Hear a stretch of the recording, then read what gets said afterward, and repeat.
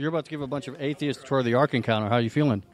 I think it's fantastic. I love science. I love reason. The Ark is a state-of-the-art scientific wooden structure that is phenomenal. I go, wow, what better place to go and actually enjoy some good conversations. I think out at the protest, I talked to some of the people, some of the Christians that were engaging, some of the atheists, and they said, you know what, the biggest thing is they just have a lot of questions that they haven't had answered. And that's what we're here to help do.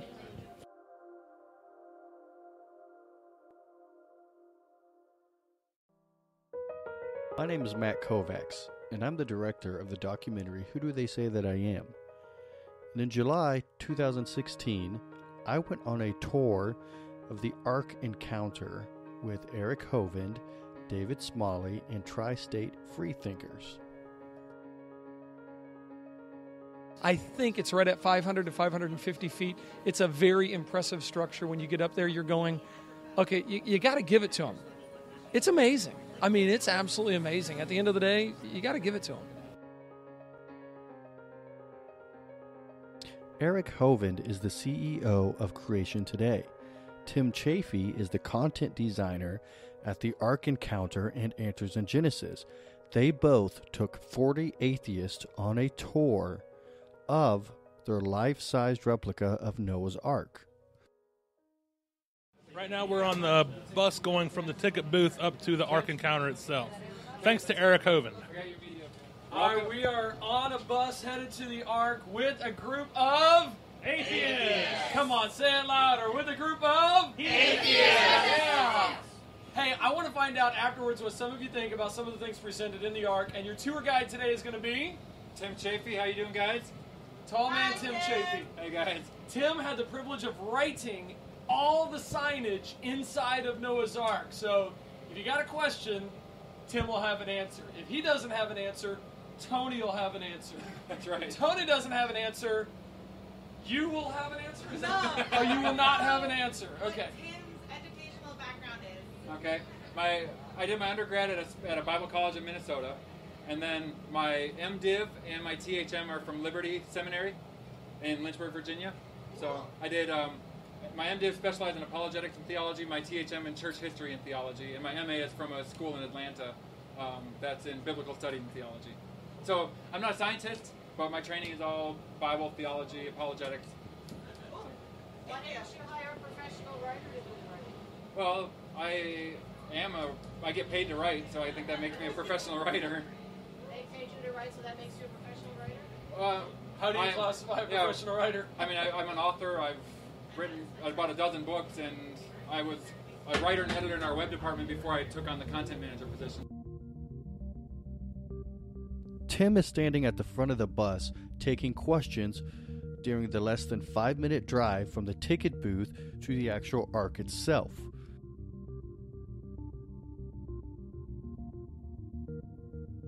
We have once a year employees sign a statement of faith, and the statement of faith doesn't say women must wear chastity belts. It's not written like that. We believe that marriage is between one man and one woman, and that sex is within the confines of marriage. That it's not worded exactly like that, but it's similar to that. And once a year we sign that. So it's not like we got cameras installed in somebody's room and say, "Oh, you broke that." There's none of that going on. The question was, how can you enforce no premarital sex that you make your employees sign? Why is it important in the first place? Well, we believe that's a biblical principle that we should be living by. And so that's part of our ministry's policy. Who all here has a question about the hiring practices and whether or not that is discrimination? 1, 2. Anybody else wondering about the whole, is it discrimination or Steven, not? you already asked like 5 questions about that. No, They can't hear you. Stand here. Guys, right now, what you're going to see to your right, and I don't want to go ahead and take a look at it as we come up the hill, and I'll explain. There's the Ark. Wow. But to build this, 0 Kentucky dollars have been sent here. We understand that. We know that it's a sales not everybody tax. does. You're going to do this, I'm going to kick you off the tour. I'd like to let him talk if he's talking, all right? Not Thanks. everybody does understand that. So far, $0 from Kentucky have been sent here for building the Ark. It will start one year from today. We're eligible for a percentage of the sales tax that's raised here in this park. Is it the land subsidized by Kentucky? I don't believe that it is subsidized by Kentucky. There is something. $64 million. No, there's subsidized. There's some sort of district. I can tell you I don't understand whether the TIF or TIT. that Williamstown set up. Please have to pay it back. I don't know the specifics of any of that. I can tell you that much. So What's with the flies? Isn't that kind of important to know those specifics? I'm the content manager to write the signs for the exhibits that you see in here. I'm not an attorney. I'm not part of the team that was handling all of that.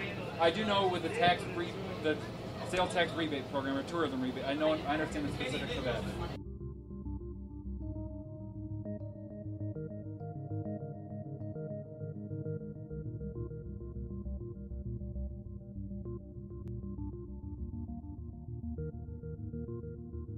As soon as she pulls up here, we can get off, Yep. and we'll go to that center. We'll go over to the center. If you guys want a picture taken in front of the lake, that's kind of the main spot that we want pictures taken. We can get a group photo of you, and then we'll go around the right side of the ark and go into the queue line there. What Tim is saying is, as soon as they get off the bus, he wants to corral the group to the front of the ark for a photo op in front of the half-completed pond, so he can have this picture for the website, which is still on the website today. Walking into the Ark exhibit. The entrance of the Ark is actually at the very bottom. There are queue lines which look like they could fill about 3 hours worth of a line. It reminds me of an amusement park entrance to a roller coaster. You have to walk through these queue lines to go up under the Ark and up a ramp, and you walk into this huge opening of this massive wooden structure and up these stairs, and you can see up the middle all 3 stories of this huge, massive, monumental building.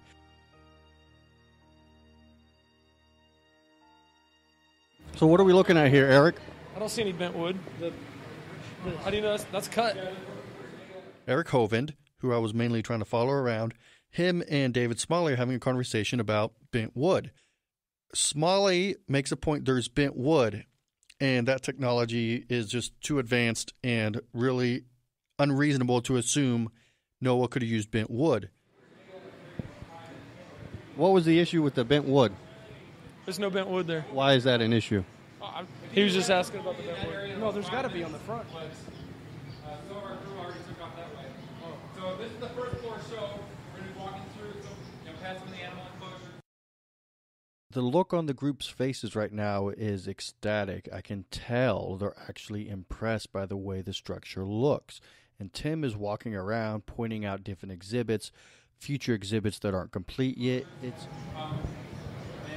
I already explained to you, so I'll let you just take a look. This part's just more of a themed area. There's not really teaching content in this part. This is where they What do we have more work to do? It is air conditioned. Was the original Ark air conditioned? I guess so.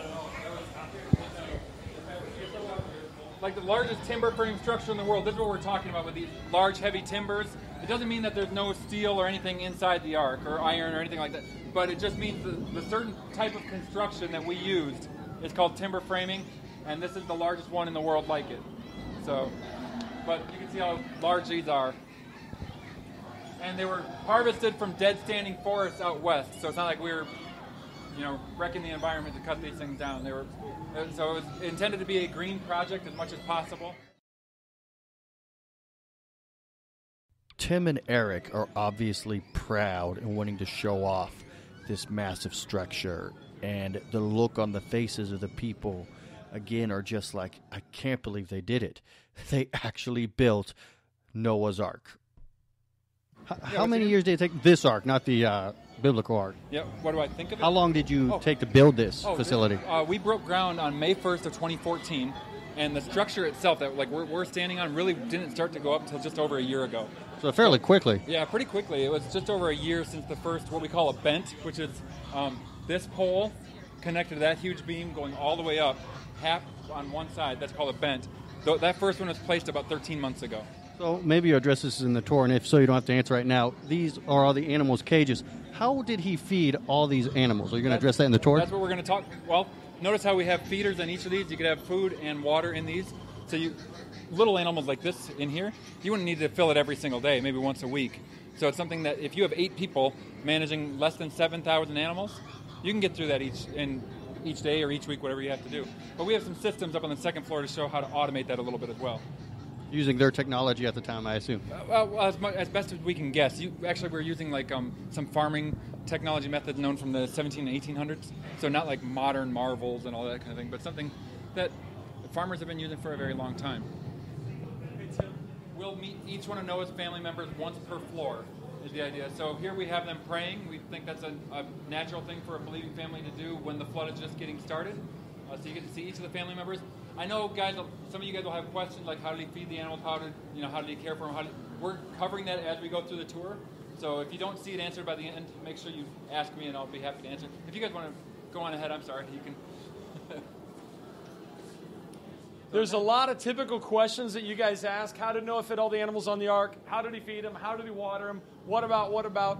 They actually designed this to answer a lot of those questions. So as we go, you'll see, like in this next room, they're going to answer some of those questions, including how many of each kind were there? How many animals would there have been on the ark? So yeah, we'll have that. So let's. First question. Is there going to be a representation of the stench? There's talk about bringing some live animals on here from time to time. Why aren't you recreating the stench? Well, this is not meant to be a full recreation of Noah's Ark. Like I mentioned, we're seeing Noah's family once per floor rather than just one time total. Well, they would only be at one place at one time on the ark. Of course. And we designed this to be a themed attraction. Whether or not we want all of the smells and scents and everything, I think it's called common sense. Right. We have a whole exhibit called Animal Care and Feeding on the second floor that deals with that. Where do you get the termites? That question. Insects probably were not required on the ark because of the biblical explanation that all the ones who died outside the ark were all those in whose nostrils was the breath of life. Insects don't breathe through nostrils. Woodpeckers would be on the ark. In fact, one of the things I want to do shortly after opening is create a woodpecker exhibit. Any animal like that, you can put in an enclosure. Two termites aren't going to eat through that thing in a year. A woodpecker, if you give him his own log, he doesn't need to go out here and keep pecking on things all the time. So there's just, we think, 2 woodpeckers. Well, 14 actually, 7 pairs. The number one question coming into this is how did they feed all the animals? And Answers in Genesis keeps focusing on there were only 7,000 animals on board. They've all been sculpted by our team, and you can see the quality of work that's been put into each of them. Some of them are taxidermy forms, and then they modify that. Some of them were just cut out on CNC machine out of styrofoam, and then they put that together, put the fur, the feathers, or the scales, whatever they needed.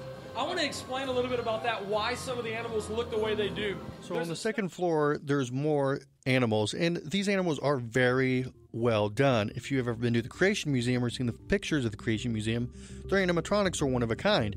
The majority of these animals are not animatronics, and some of them don't look like the animals we would expect. And this is the point where Eric Hoven and Answers in Genesis and Ark Encounter explain their concept of kinds and microevolution, although they don't call it microevolution. There's a study that's been going on called baraminology, the study of the originally created kinds of animals. So they've taken all the animals that are able to hybridize, that can mate with each other, and said, okay, well, originally that's the same kind of animal. And what they've done is they've taken the different varieties and said, okay, what is the possibility of what a original parent to that would have looked like to get the variations that we have today? And so that's why they've had to take modern animals and say, well, let's change it down to this. You'll be interested to see some of the animals you'll go, wow, you guys believe in evolution. No, we just believe in change over time, which does happen, and adaptation does happen, but on a micro level. We would say change within that kind because of information that's already present within that kind. No, it's not. If you believe in microevolution, I want to use that term. Small changes over time. Small changes. If you have a lot more time, couldn't there be a lot bigger changes? What we would say is that the changes are only acting on information that is already present within the genome. And so you're not getting new information for new structures, which is what, if we can use the term macroevolution, I don't use that term, it would require to change from one kind of organism to another kind. So the reason... I don't want to debate. I want to see the ark. Yep. But we got about thank you for answering my question. What's your first impression so far? That a lot of those animals in cages would have died. How do you think they feed them? Yeah, I mean, they shows like water and food, but it seems like a lot of animals would have died trapped in those little cages like that. Like, there's no way every animal would have survived. It's incredible. At least not without a miracle, of course. Oh, there you go. There are corks here that can be pulled out that you can drain the fluid, drain the waste. And we also how did freshwater fish, like a catfish, survive in saltwater environment with a shark? Answers in Genesis was ahead of this question, and they attempted to answer it before it was even asked. They had a little exhibit which attempted to explain how this phenomena could occur in the flood. That amount of rainfall would have been a lot of... It would have screwed up the pH balance for the saltwater. Yeah, I would say that what we're looking at today are creatures that have become highly specialized over time because they're used to that one environment. If you go back closer to the time of the flood, I believe they would have been much hardier, just like humans would have been much hardier and able to withstand some of those things. So, in terms of rainfall and everything, and how much that would change the composition of the water, I don't think that you would find that would disturb them in that way. It said to make, the Hebrew word I think is Q-E-N is what it looks like in our language, nests or enclosures or rooms for the animals. So every animal had its own enclosure? Every kind probably had its own setting, but whatever kind it needed, that's what it would have got. And how many total were there? We have a total of less than 1,400 kinds. I think it's 1,373 and we're using high estimates on certain things for a total of about 6,700 animals. So that's what the estimate is, 6,700. About 6,700 animals. So could you 14 instead of 7? Could you fit 6,700 animals on a boat like this? Yeah. But you also have to have food and storage. And actually, we have a half-arc model down here on the end. It's designed to show what might they really have needed as far as storage, as far as all the animals. And what we found through all of the work on that, and it's taken them over half a year just meticulously working on that, is everything fits on there very nicely. It's not like there's a ton of extra room. It's not that there's not enough room. It fits very well. You mean just like a Navy ship? I'm sorry? You mean just like a Navy ship? It's ship shape where everything fits just right. All right, one of our first exhibits that's coming up here is called the Pre-Flood World. So this is going to take us from the 6 days of creation through to the time of the flood to see what that world may have been like at the time of the flood. There's a lot of artistic license used here, so it's a fun exhibit in terms of the artwork and the dioramas. But I think you'll get to see some of the quality of the work as well. David, you got to admit this. It's beautiful. Beautiful. Yeah, it is. Absolutely. Very well built. It feels like when we're right above us and you look, it feels like a mall. Like you're walking, you see this opening area in the middle, and then there's this other side with all these. It looks like stores. Like, hey, I'm going to shop at Babel today, and I'm going to.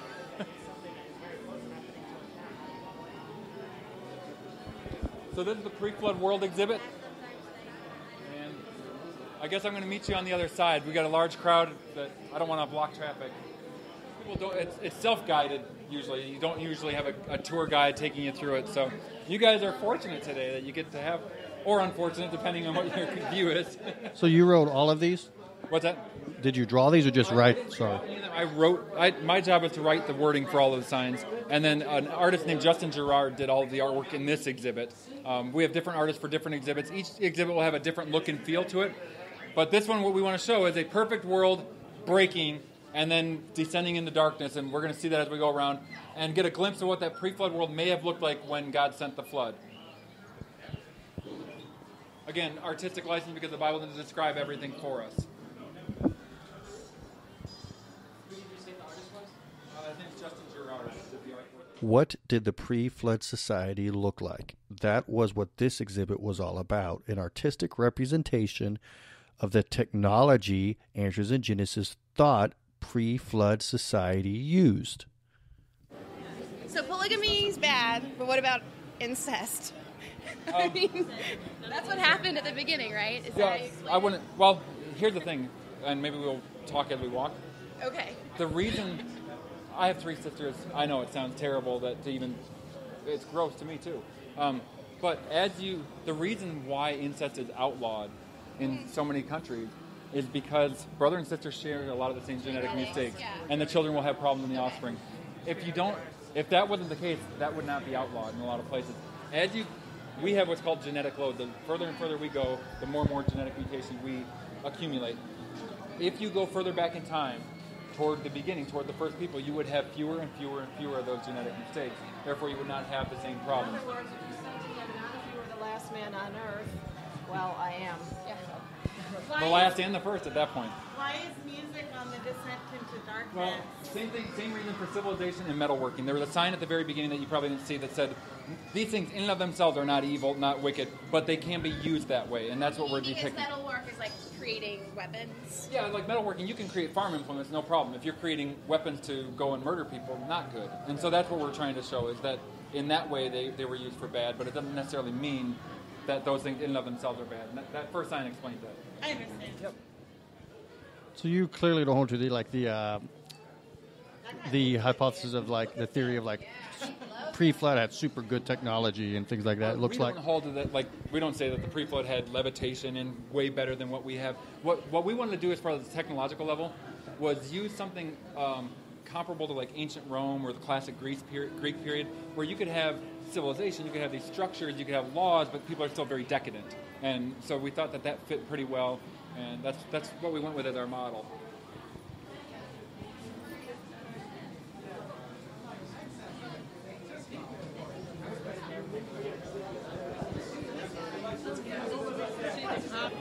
We'll get some of the animal care and more teaching about the animals on the other side, but some of the animals that we have enclosed here. down there. Because they're not actual animals. What is that? Not like a... That's a dinosaur. We want to go with about 50-50 of those that are still around and those that are now extinct. So you'll get a good mix of those that are on the ark. So you'll see animals that you're not expecting to see. Like this guy right here, one of my favorites, is Thylicus smilus. It's not a saber-toothed cat, but it kind of looks like one. He's actually a marsupial that they found fossiled up in South America. And he's just really cute. He's so sweet. Pretty cool, huh? Have you already been through this? I came through yesterday, yeah. What's this area for? Well, they have several places that aren't done yet. They don't have exhibits done yet. So they'll be adding more and more exhibits.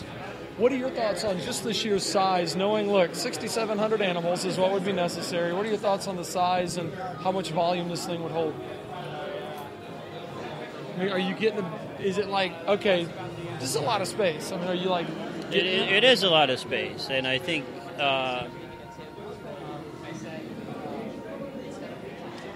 I don't know. Okay. I don't think it would be able to hold all life on Earth. Well, not all life, just two of each kind, and only land-dwelling animals. Two of all land. And how many of each kind? And food for. I have a question for you. No. Can you come talk to me about the animals real quick? Tim would be the one to ask. Okay. But what they did is he said they did 50% animals that are still living, 50% that are now extinct. So like these things, Smilacothylis, they find these in the fossil record. So, these particular? Yes. Some of them they have, and some of them they haven't found them in the fossil record. I think most of what they're doing is things that are known to be extinct creatures from the fossil record. So they have 50% extinct, 50% still living. Okay. Wait, why do you think God would have Noah save all these animals and then let them go extinct anyway? You're about to find out. Or maybe we already went through that. Did we go through that? I don't remember that. At the end of the day, God killed people because of their sin. Oh, after the flood, we get animals that are going extinct right now. I mean, that's just part of nature. That doesn't make sense. Based on what? Well, God being perfect and having a creation. I mean, at the end of the day, God told him to save all these animals so that he could repopulate the earth, and then he let them die off anyway. But he let them die off, or did mankind do things to kill them off? Originally, it was all created perfect. It was created to... It couldn't have been, or Adam and Eve wouldn't have known to sin. No, they had the freedom of choice. Oh man, we need to get. Hey guys, question for you. We do need to get in there. What Tim asks there in the background is, did Noah bring unicorns on the ark? Did Noah bring unicorns on the ark? Unicorns on the ark. The answer is yes. What? Oh dear. Did he just say he brought unicorn? Eric, come here. Do you believe Noah brought unicorns on the ark? Say it into the microphone. Go see the unicorns. Do you believe that unicorns were on the ark? Well, what is your definition of a unicorn? What are you thinking when you see unicorn? Answer the question, Eric. Yeah, I believe he brought two unicorns on the ark. Oh my God. The question is, what is a unicorn? It's a single-horned rhinoceros. When you start understanding that, you go, oh, the Bible actually talks about unicorns. It's mentioned in the Bible. And every description, he's describing it right now, every description of the unicorn fits the single-horned rhinoceros. That's what the definition, the description literally fits. Okay. So I want to see it. Okay. It's not a horse with a horn and wings. That's not unicorn. Unicorns are actually talked about. There's some great explanations for that. What do you think of the unicorn? Did it convince you? Define unicorn. Rhinoceros or unicorn? Do you think that's a fair description of unicorn? I think it's a typical backwards interpretation of their own lunacy. I catch up to Tim and ask him, why did you find it necessary to put a unicorn on your ark? Well, in the King James Bible and some of the older English translations that were done in the 15 and 1600s, it used the word unicorn. And now in our day, we look at that and say, a horse with one horn, that magical creature, that's not what they thought of when they used that term. That term has shifted definitions over time. They thought of that right there, a rhinoceros. So what is it like in the NIV? What's the word they use, or the ESV? I think the NIV uses I think it's wild ox. Some of the newer translations will say wild ox. I'm not sure if that's exactly what it is. Sometimes taking an ancient Hebrew word of an animal especially, or a plant or something like that, and trying to translate into modern day, saying, what were they talking about then? It's some sort of flying creature. Was it an owl? Was it what was it? And so that's where you'll see a lot of the major differences in the translations of the animal names. So that's one of the difficult things to do. I just wondered why you just randomly just said unicorn. I don't know. Yeah, well, because that's a question that is used against us all the time. So we have a sign ready for that. We just have not installed it yet. And those are the Ark's unicorns right there. Arbitrary that somebody made up. Linnaeus made that up. Did he not? Okay. Linnaeus made up the classification system. Okay. Did he not? I'm getting hungry. We probably shouldn't talk right now. Linnaeus is like... And then things change. People are no longer complimenting the beauty of the ark. We just leave this children's area, and I can see the look on the atheist faces. They change. David Smalley goes from talkative to quiet, and Eric Hovind just keeps pushing people, as you're about to see. It's from before people actually understood how DNA actually works, how the mechanism of it actually works. Yeah. So, of course, he had to make something up. Right. But, that's how science... The point is it's science. It's science, and science... Well, science is just simply knowledge. All that is a way to organize. Towards knowledge. Whereas what you're doing here, and, I don't know how you can deny this, is you're assuming the answer and then making up things that what we're saying is the Bible says that there were kinds of animals. So here's the question. So there you've got your answer, and so it's not scientific if you start with the answer. Does the science fit with what the Bible says? And it does. Animals produce. Does the science fit with the Bible? What the Bible says is starting with an answer. It's starting. Well, the good news is we do have the answer. God has already given us the answer. Now, what we find is the science continually fits that. Well, so when we start okay with for you to believe that, but that's just not science. I mean, that's not again, the definition of science. Science is just knowledge. So if Linnaeus made up, it's a method of understanding, a human way that humans have invented. All right, so Linnaeus made up the classification system that we now use today: kingdom, phylum, class, order, family, genus, species. That's fantastic. So, that's good. All it is a way of classifying animals. The tour continues as Tim moves along and Eric stays behind with his gentleman. So we've got Noah's study, then we've got Noah's library, then we've got a workshop and a metalworking thing down here, blacksmith. So if they had to repair things on the ark, that's what this is for. I'm confused about the dinosaurs. Yes. And I'm confused about the Earth being 6,000 years old. And I'm confused about the dinosaurs going extinct and the dinosaurs being on the Ark and there's no dinosaurs now. When was the Ice Age? I'm very confused. We have an exhibit right above us over here that is about the Ice Age. We believe there was one Ice Age in this world and it was caused by a worldwide flood. In fact, the only mechanism we know of that could do that is a worldwide flood. So it was post-flood. Dinosaurs being on the Ark? What about them? Like, what year did the dinosaurs go extinct, and then what year was it would have been different for each dinosaur species, or kind, I should say, not species. All at once. I don't think it was all at once. I think that the conditions after the flood would have made it difficult for them for whatever reasons. I think some of them could have been hunted to extinction. If you look at some of the old dragon legends. Like by people? Yeah. I think if you look at some of the old dragon legends that you have throughout history, some of those creatures sound an awful lot like dinosaurs. Now, some of them I'm sure are just made up, and some of them are just legend and story. But I think there is a truth behind a lot of those legends, and people were killing large reptilian creatures. They call them dragons today. We call them dinosaurs. So then how old is the Earth? I believe the Earth is roughly 6,000 years old. I think it's probably a little bit older than that, not in terms of tens of thousands, but... Oh, I would say that anyway. Yeah. That's one of the reasons I came here, is because I already believe that. Yeah. So do you think there was metal actually in the Ark foundation, or was it all wood?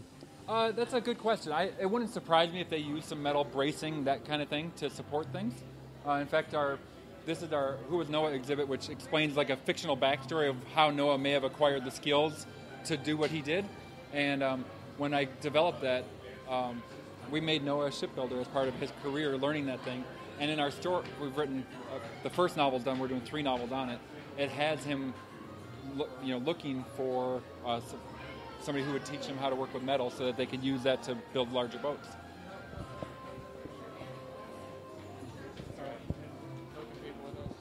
An entire room devoted to children's artistic expressions of Noah's Ark.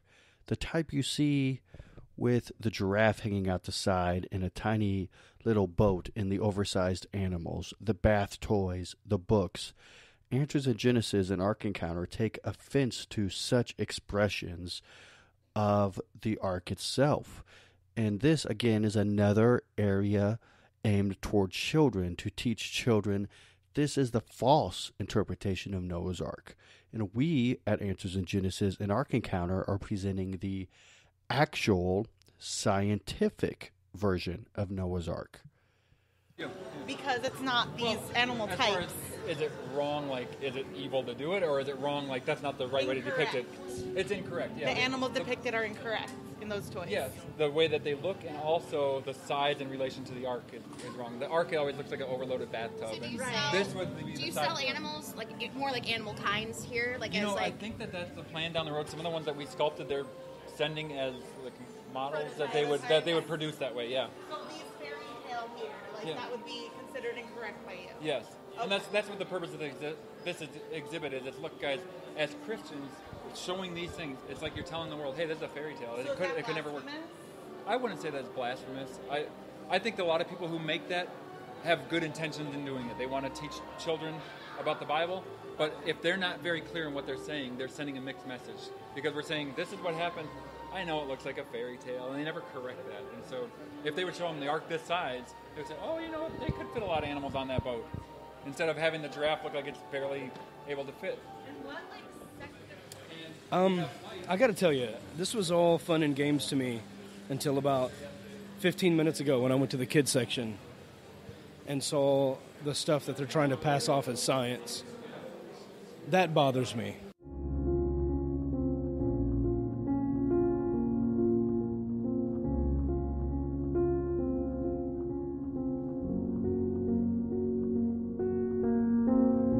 Do you think it was worth the $100 million they spent, as beautiful as it is?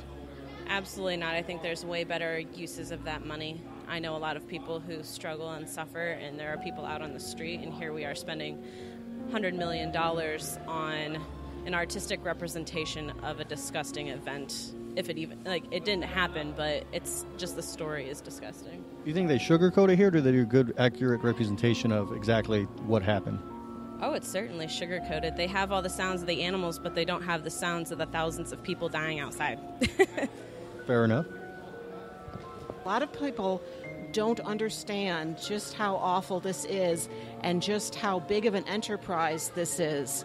And we really need everybody who's able to cough up the money, either $40 for the Ark or $30 for the Creation Museum, to just understand how well-funded and how state-of-the-art these two attractions are. A lot of people think that Answers in Genesis is some little backwater organization that's made up of 3 homeschooled families, and they've got a couple of construction paper cutout displays, and that's absolutely not the case. Any atheist or anyone who believes in church-state separation who has seen these places they've all said to me, wow, this is much worse than I thought. The fun is definitely gone. from here on out, people start getting more aggressive and they're questioning Eric and Tim. The mood definitely changes. We follow Eric into another exhibit, and this is the most science-oriented exhibit on the Ark. As a creationist, do you like that term, or do you prefer just scientist, or does creationist bother you? No, it doesn't bother me at all. That's what I am. I'm a creationist. But I'm a creationist that loves science, and I think the science that we see when we look around, the science that we see actually confirms exactly what God's Word had already told us. So the more and more we discover about science, the more and more we discover, oh, God's Word was right. All the erosion features, all the rapid burial, all these things continue to show that God's Word was right in what it said. Do you think it's possible that whenever you look at this evidence, that obviously you have an agenda at mind to fit, like the evidence you're using that to fit your story? No, well, I think both sides could blame each other for doing that. Well, I would say as a skeptic, I'm not a scientist, but I try to look at other, the scientists. Do you have faith in the scientists? You have to say yes. I'm sorry. What do you mean by faith? What do you mean by faith? Yeah. Do you trust what they're saying? Well, do you have faith in that? Is there a certainty level? Trust. Sure. Yeah, I do. Yeah, there's a certainty level that I have in the scientific explanation. Yeah, absolutely. Now, obviously, they've done studies about when scientists can sometimes because they have to write so many scientific journals. You know what I mean? They have to keep writing and publishing. So maybe that could skew it towards an agenda, but for the most part, they don't. In the journals, because it's peer reviewed, it's just whoever agrees with me, we keep going this way. But they all have a fundamental belief that they're not going to budge from, and that's evolution. It's always changing. That's the we're point of finding it. new information, but guess what? They're not changing. Evolution. Let me show you. This is interesting. Right here, we've got evidence of polystrata fossils. These are fossils that are running up through several layers of sediment. Those layers of sediment are supposedly millions of years different, many times at least thousands of years different in age. It's a scientific impossibility from a naturalistic perspective that says those layers form slowly over long periods of time. Scientific impossibility? No. So how do we explain the I many... don't know. I'm not a scientist, but it's clear that this has happened. So it's an observable thing that we have to take a look at and determine why. Right. You don't just guess that it was, here's just the deal. don't say it's impossible. There's clear evidence that it is. So it is. So now how did it happen is the question. We don't know. Okay, I can tell you, I think we do, and I think there's plenty of evidence of it. Okay. I think those trees were buried in a big giant flood. Okay. It's very interesting that they're typically found, like at Specimen Ridge at Yellowstone, they're found based on species. Okay. So at one point during the flood, certain species got waterlogged faster than others, just like what happened at Mount St. Helen. A bunch of trees were blown down. They began sinking, root in first. That's the word in that got waterlogged first. That would make sense. They went down to the bottom, and now they are buried in sedimentary layers. And that has all happened in the last 40 years. Okay. So the point is, this does not take millions of years to happen. This can happen with catastrophes. And that's what the flood did to the whole world. So we say, okay, here's the evidence we're both looking for. All right, this is great evidence for a flood. I disagree.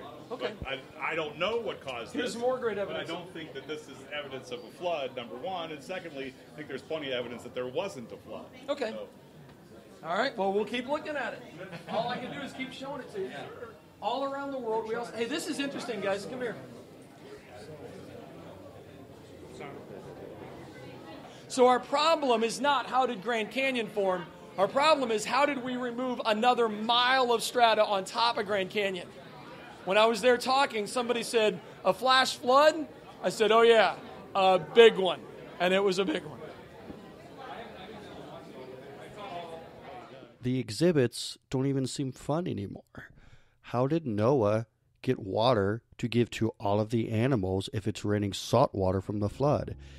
As we look at these exhibits, now it seems like everyone's looking at them through a different lens. They collected rainwater and distributed it out. I believe ferries carried it back and forth. Actual logical that it would work? Not on that scale, no. In principle, what they're going for makes sense as long as you hear it and then immediately stop thinking about it. Right.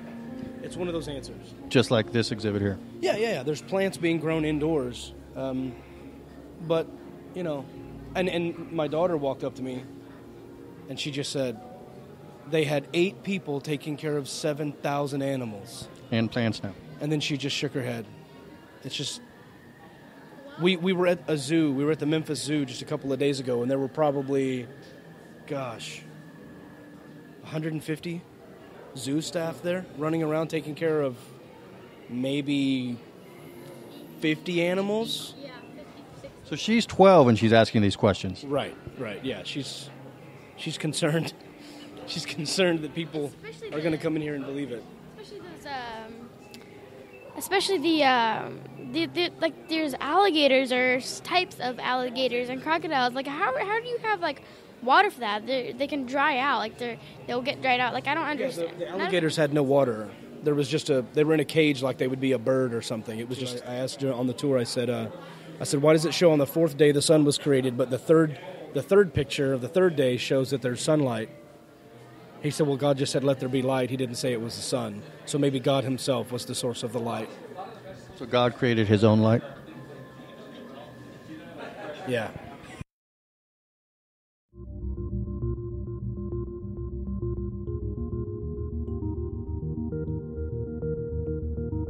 Does Ark Encounter hold that Noah was like 600 years old, or do they think that's just a... We believe the flood started in Noah's 600th year, yes, and he lived Literally? a total of 950 years, yep. Because I know you mentioned earlier, like maybe the 7x7 is just different translations, but... Well, what I meant in that area, that's not making excuses for what it says. That's saying the way that people do translate the Hebrew with the number of animals. So some Bibles will say 7 of each kind of these, of the flying creatures and the clean animals, but they'll have a little note that says, or 7 pairs. Because they're not quite sure what does the Hebrew mean when it says 7, a male and his female. Is it a way to emphasize 7, or is it a way to show 14? And what we've done is say, let's err on the side of the higher number. Let's go with 14. Well, how old were his sons when he started? Does it say? Noah was 500 when his oldest, Japheth, was born. So at the time of the flood, Japheth would have been about 100 years old. Shem would have been 2 years younger based on a statement that we read after the flood when he had his son. And we don't know how much younger Ham was, but he was the youngest. So. Well, you know, what this kind of feels like to me, and you're probably going to, I don't mean to be offensive when saying this, but what this feels exactly like to me is when you're a child and you hear the story of Cinderella, and then you go to Disneyland and you see Cinderella's castle. That's exactly the kind of experience I get right here. I mean, I think this is all kind of interesting. It's neat to look at, but I just don't think any of it's based in reality.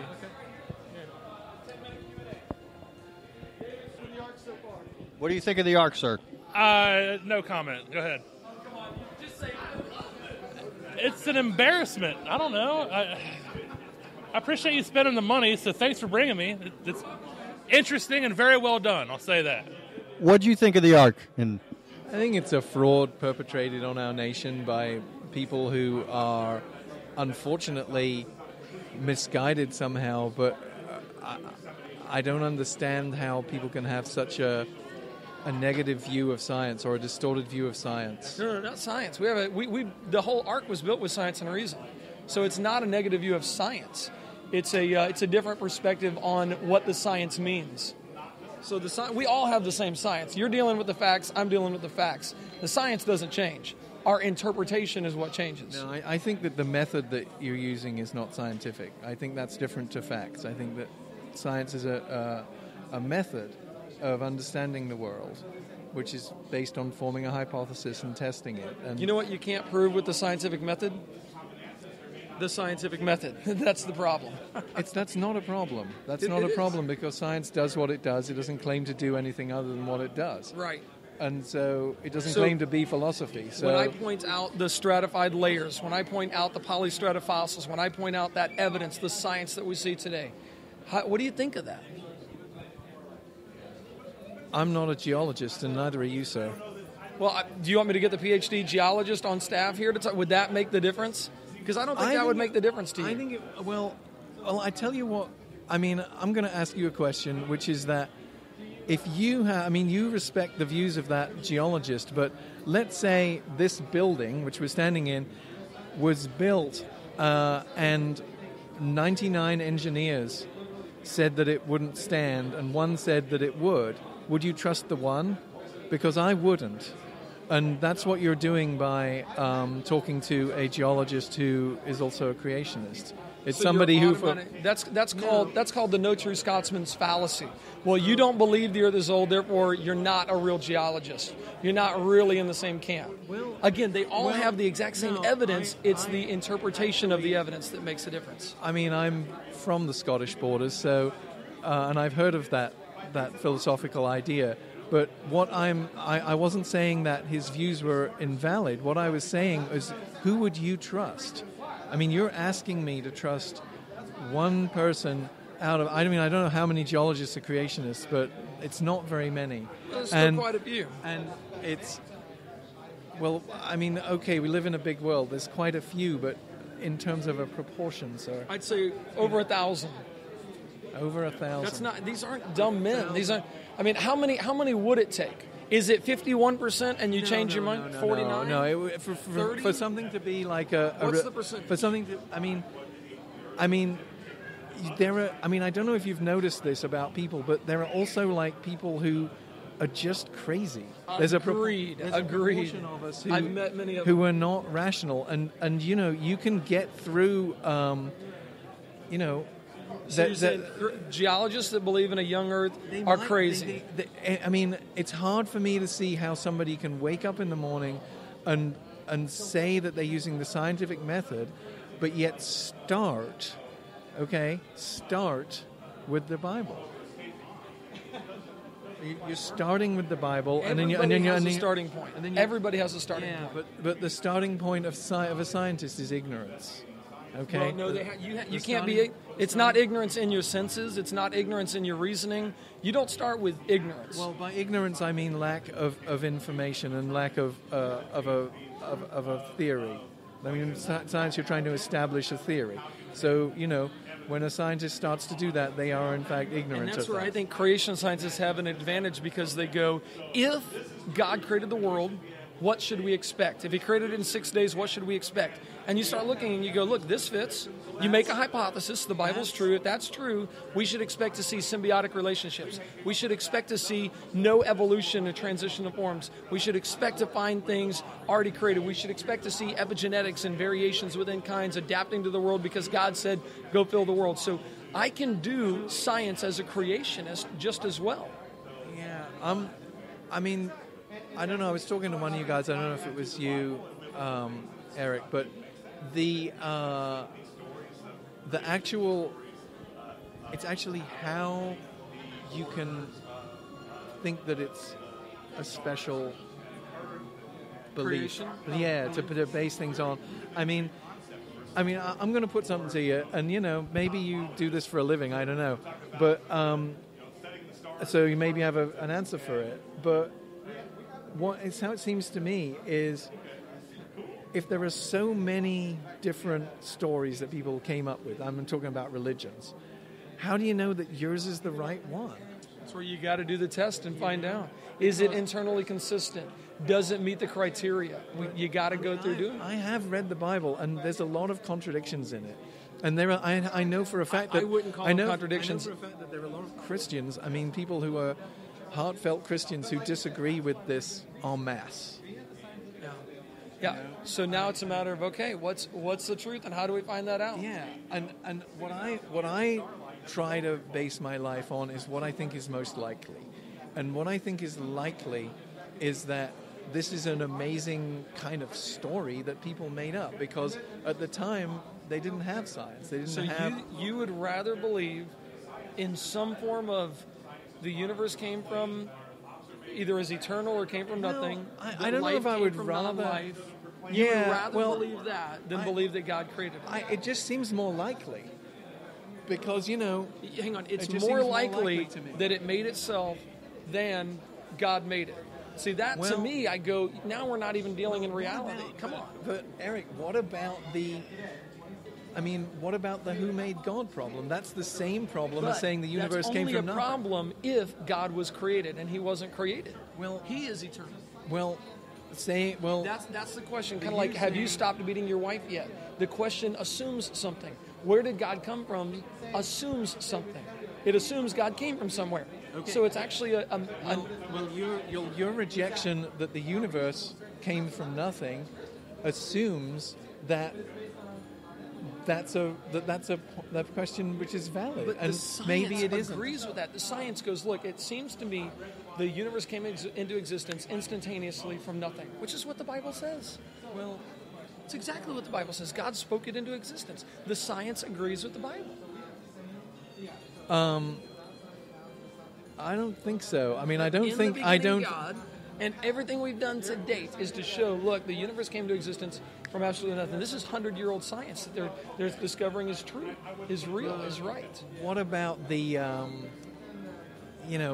what about what I take to be evidence that the universe is in fact billions of years old and not 6,000? Does it have that? Are there things that give it that appearance? Absolutely.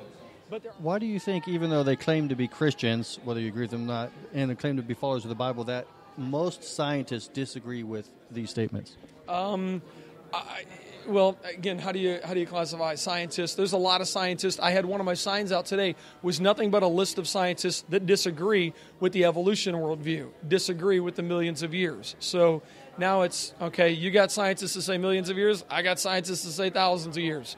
Who are we going to go with? The question I would ask is, what are you looking at?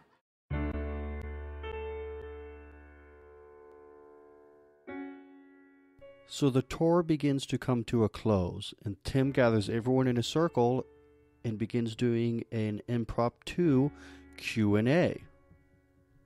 Yeah, the question was, did a 600-year-old man build this the first time? We believe that the flood began in Noah's 600th year. So we would say that whatever he did as far as the construction is concerned, in his 500s, he would have been building this. We think he could have hired construction crews. He could have had other family members helping out. It didn't have to be just Noah swinging the hammer. But we do believe he was that age at the time of the flood. Yes.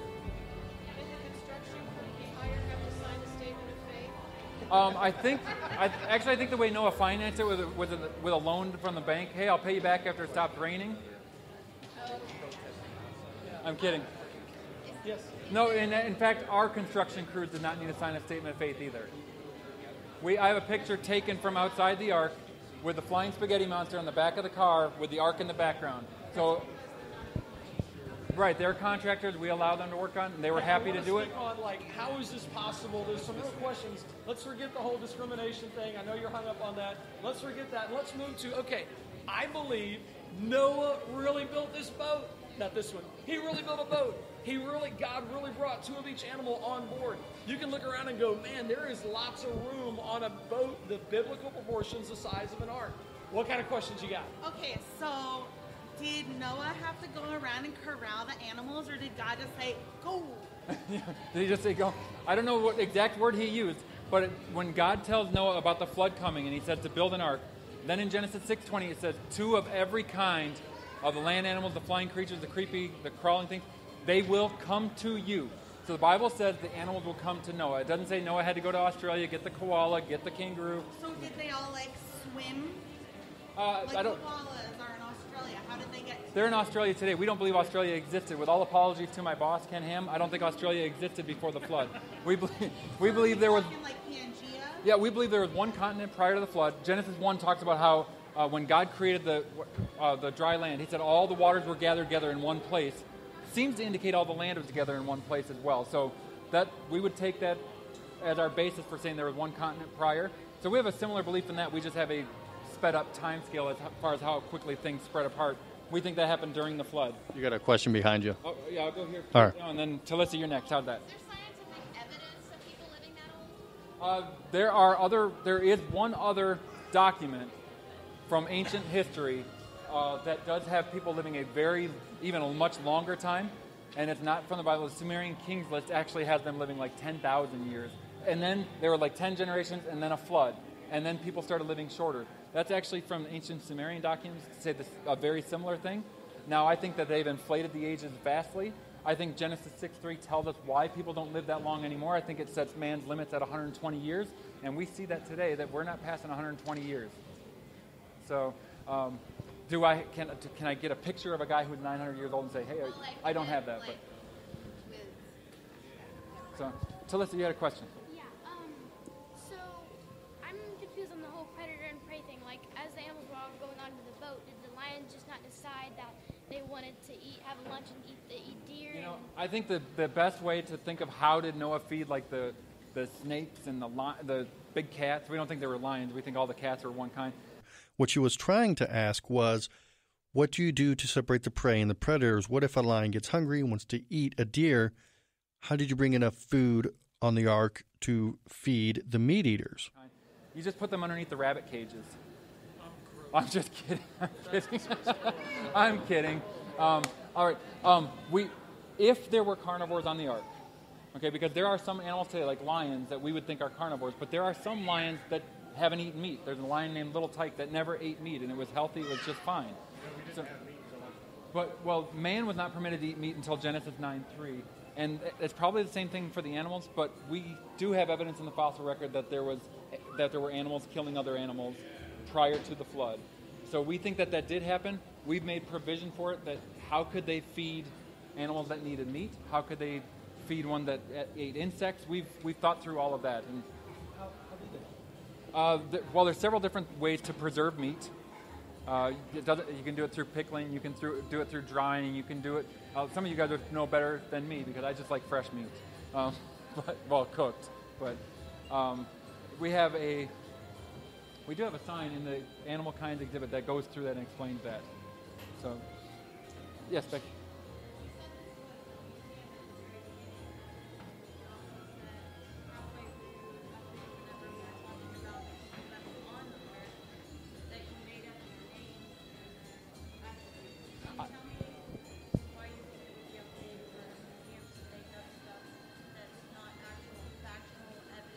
The question is, how can you claim to be a museum if you're making up names for Noah's sons' wives and clearly fabricating backstories about what Noah's job was before he built the ark? I don't remember using the term a museum for this.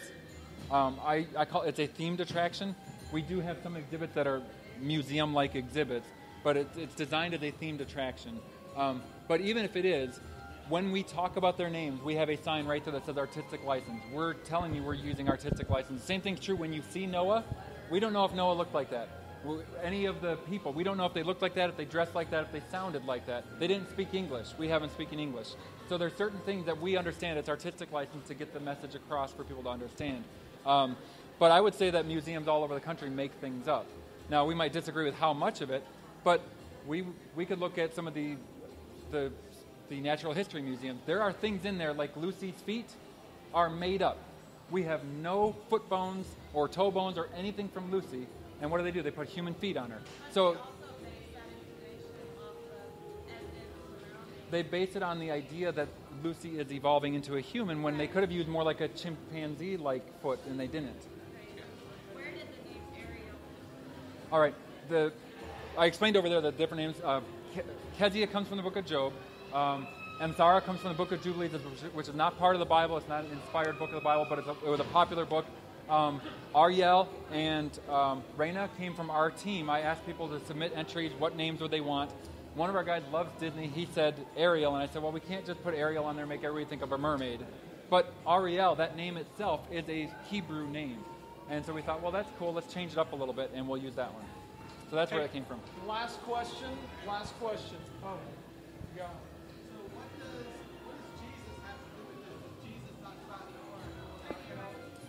That's a softball question. Why is this important to us as Christians today? Why are we talking about an Old Testament thing? Why are we talking about something in the book of Genesis? One of the reasons we did it is we wanted to deal with these kind of questions you guys are asking. And guys, let me thank you, first of all, for being very respectful as we walk through here, being respectful to me and to Eric. I really appreciate it. It's been great for me to get to know you guys, so I appreciate that.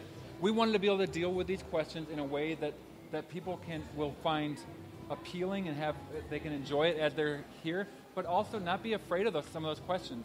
I mentioned, some of you guys didn't hear it, but down on the second floor before you come up the ramp, we're going to have Japheth's wife struggling with some real difficult questions. God, why did you let it get so bad? How come everybody had to die?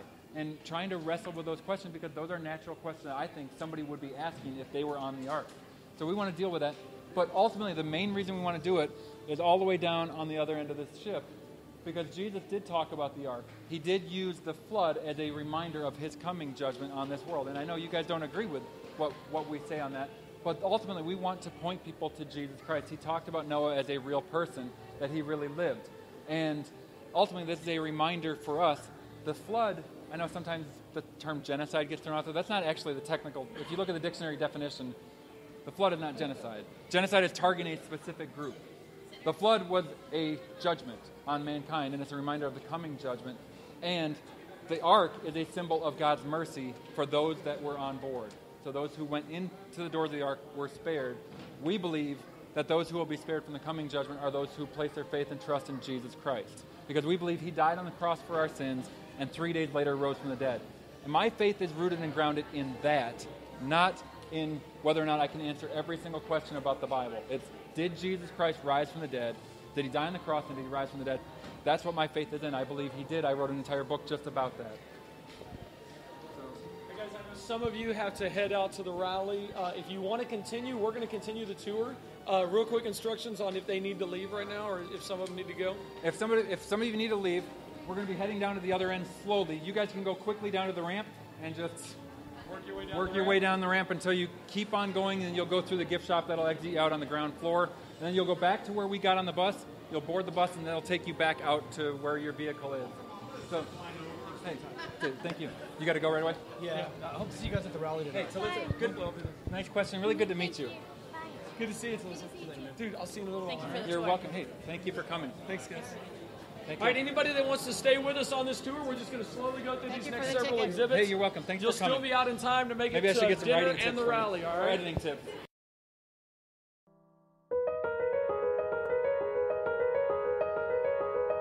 Your ultimate goal is to tell the story of Jesus, and so I guess why would you charge $40 to hear this salvation message, or do you think it should be free?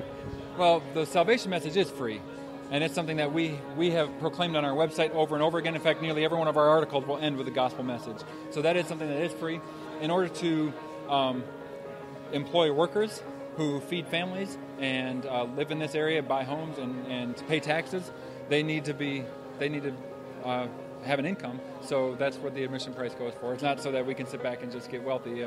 If you saw my house and my car, you would know that's not the case. Does it bother you when you see the term genocide? Like you had that, not the billboard, but that sign out there that's a genocide part. Does that bother you, or does it just, it's those people? To me, I see it as a little bit unfortunate that people can't look at it for what it is, because I would say that the flood should remind us that we deserve to be judged. I mean, if every single person looks at their own life, we know we've done wrong things, and we know by our conscience we've done wrong things. If God exists, and if God is holy, as the Bible describes him, then he must judge sin. And so the ultimate goal, what we want to share as the gospel message, the way I like to say it is, what we need the most out of anything, if God exists and if he's holy, like the Bible says, the thing we need most is forgiveness from a holy God, or else we're going to be judged for that sin. The thing we want most as human beings, if you think about it, what people long for more than anything else is to live forever, to never die. Ken Ham, the CEO of Answers in Genesis and Ark Encounter, likes to say that people look at the same piece of evidence but have two different interpretations. And that's how I felt as I was leaving this life-sized replica of Noah's Ark. Everybody agreed it was beautifully constructed. It was very well done. But then you got to the children's section, and you had these two sides looking at the same structure of Noah's Ark. One side saying how proud they are that you can finally teach children that our science is just as good or better as your science, and tell children that this is what the facts are. And then you have the other side, and their concern is you're telling children things that aren't true. You're telling them to ignore the scientific method, to ignore consensus, to start with our presupposition. And that's my takeaway. There aren't two presuppositions of science, but there are presuppositions of the ark. So I'm sitting on the bus, and I'm alone this time. I turn around, and I see the Ark, this massive structure in the distance. And what started out as an adventure has ended with sincere concern for what we teach our children. Well, it was in my childhood days. My name is Matt Kovacs. The preceding was produced by Who Do They Say That I Am and AncientChristianity.org. Co-produced by WISO 91.3 Yellow Springs. Dogma Debate with David Smalling. Music by Kai Engel. For more information on Who Do They Say That I Am, the most thorough investigation into the historical Jesus, an episodic documentary, go to whowasjesusshow.com, on Twitter at whowasjesusshow. Co-written by Eric Mittler, edited by myself. Special thanks to Tri-State Freethinkers and Jim Helton. Every Sunday morning.